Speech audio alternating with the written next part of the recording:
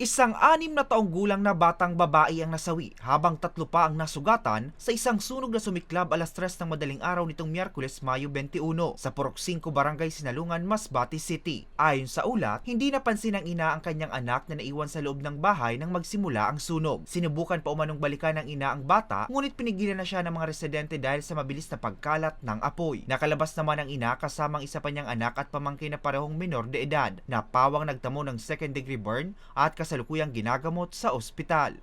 Malaki na daw po yung apoy at light material pa naman po gawa yung pamamahay po ng mismo pong nagmamayari po nung nasusunog po na bahay. Gawa ng maaari pa pong maging casualty pa po ang mismo pong ina po nito or kung sino man po yung magtatangka pong sanang isalba ang buhay po ng batang naiwan po sa loob ng nasusunog na bahay.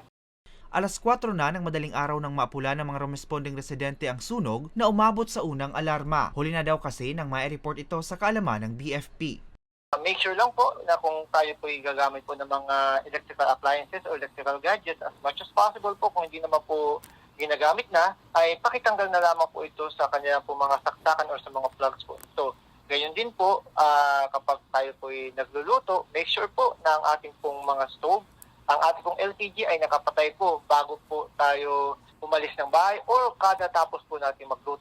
At saka po, kung hindi po maiwasan magkaroon po ng sunog o anumang pong mga insidente po na mangyayari po sa inyo pong lugar, dito po sa siyudad ng Masbate, ay huwag pong mag-atubiling tumawag po sa aming pong hotline na makikita po sa aming pong official Facebook page, BFP R5 Masbate City Fire Station po.